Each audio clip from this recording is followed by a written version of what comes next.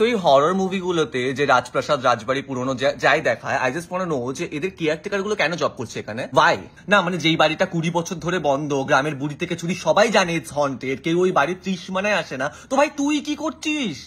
What is wrong with you? মনে এত কেন রং লেগেছে? এত অ্যাডভেঞ্চারাস কেন তুই? I want know why. আমার মাথায় যদি কেউ বন্দুক থেকে বলে যে আইদার তোকে গুলি করে মেরে দেবো আর তোকে হন্টেড বাড়িটা গিয়ে কেয়ারটেকারের কাজ করতে হবে, still I will go with the first option. গুলি করে মেরে দাও আমাকে। I am sorry, see I know job is important, money is important, survive করতে হবে, অফকোর্স বউ বাচ্চাকে খাওয়াতে হবে। তো চপের দোকান দে না, বউ বাচ্চাকে খাওয়াতে হবে বলে ভূতের বাড়িতে কেন কেয়ারটেকারের কাজ করছিস ভাই? কি এত কিছুর পরেও যখন হিরোইন অলরেডি পজেস, 2-3 জনকে টপকে দিয়েছে, না তাণ্ডব নৃত্য শুরু করে দিয়েছে, তখনও হাতে হারিকেন নিয়ে কেয়ারটেকার দ্বারা ঘুরে বেড়াচ্ছে। ছোট মালকিন কে ये क्या हो गया साहेब? আরে ভাই মাথা মোটা, পালা আগে, তুই পালা ওখান থেকে। বাট হ্যাঁ, তুমি যদি ওইসব সিনেমার কেয়ারটেকার হও যারা মালিনীর বডিটা জঙ্গলে পুঁততে সাহায্য করেছিল, দেন আই ডোন্ট নো, দেন যেখানেই পালাও মালিনী খুঁজে তোমাকে ঠুই ঠুই করে দেবে।